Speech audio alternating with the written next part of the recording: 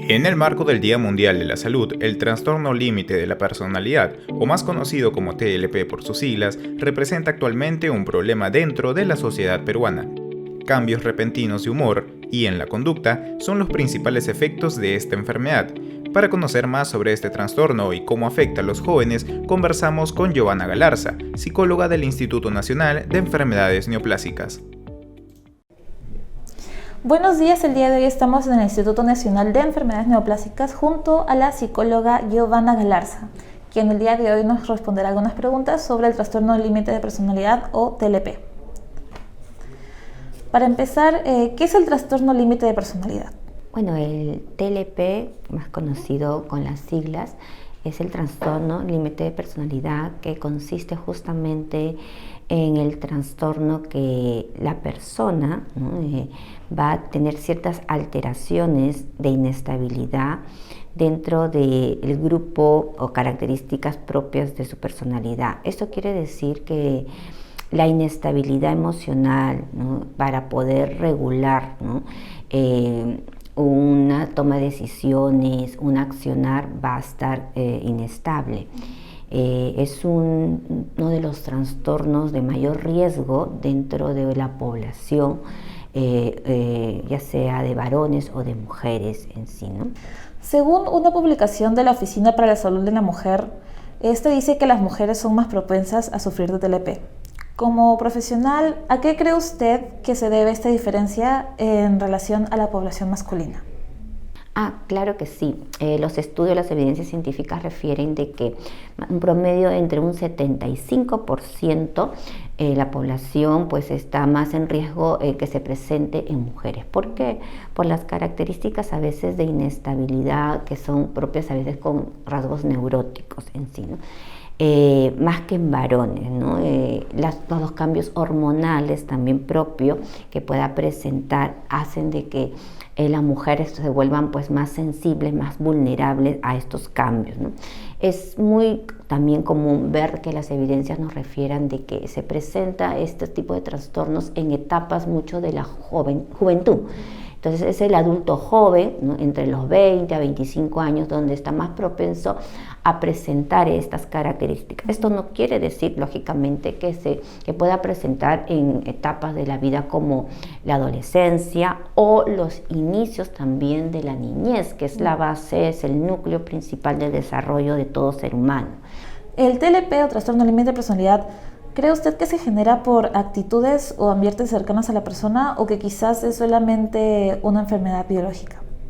Ya.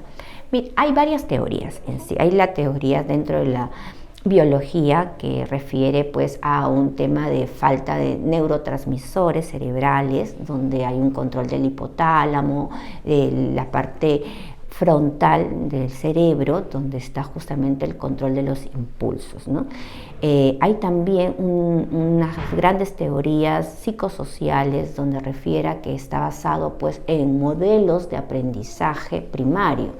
Si el niño no tiene pues estos modelos primarios de aprendizaje como un padre, una madre estable, una familia funcional, lógicamente corre riesgo el niño a que genere estos modelos disfuncionales dentro de su crecimiento de personalidad comportamental. Como me comentó antes, es bastante común que las personas puedan confundir los síntomas del TLP con un cuadro emocional en los adolescentes. Entonces, ¿cómo cree usted que sea la forma de poder diferenciar mejor esa brecha entre lo que es normal y este trastorno? Definitivamente hay un criterio importante dentro de los trastornos del límite de personalidad. Está el tema muchas veces que el niño, en este caso el adolescente o el joven, refiera mucho el tema de ideación suicida o haga conductas suicidas. Por ejemplo, el tema de decir, si no me quieres, pues si no estás acá a mi lado, me tiro de repente por la ventana. O si mi papá se va de la casa, yo me mato, por ejemplo, ¿no? Entonces son pues expresiones que puedan llamar en alerta a la familia, ¿no?, ya sea al cuidador, que puede ser la mamá, la papá, la abuela. El tema mucho a veces también que vemos en los chicos que a veces hacen los cutting, que son a veces cortes que se hacen en los brazos para controlar el dolor, el sufrimiento, ¿no? Muchos a veces los papás pueden ver que el hijo se comienza pues a tener conductas de irritabilidad, ¿no? Y, está, por ejemplo, un momento está con cólera y de repente está tranquilo, ¿no? O de repente de algo tan sencillo como quizás le cambiaron el canal de televisión y de repente se vuelve impulsivo y agresivo muchas veces. Entonces, conductas muy típicas y muy resaltantes que el familiar debe tener en cuenta para decir, esto no es normal en mi hijo, ¿no? Justamente como me han mencionado anteriormente, es bastante importante también el entorno, cuenta bastante en lo que es el tratamiento, el desarrollo de esta enfermedad. Entonces, ¿cuál cree que es la mejor manera en la que alguien cercano a una persona con TLP pueda apoyar o ayudarla? Sí, definitivamente estas personas con TLP pues van a desgastar mucho a la familia. Sobre todo al cuidador primario, ya sea pues quizás la mamá, ¿no? Lógicamente por la inestabilidad, por los cambios bruscos de estados de ánimo, ¿no? Entonces el cuidador pues va a necesitar también un soporte familiar, van a tener que tener bastante tolerancia, llevar una psicoterapia de soporte familiar para poder ver estos cuadros de crisis que pueda presentar y que tenga sobre todo la adherencia al tratamiento terapéutico y a la medicación.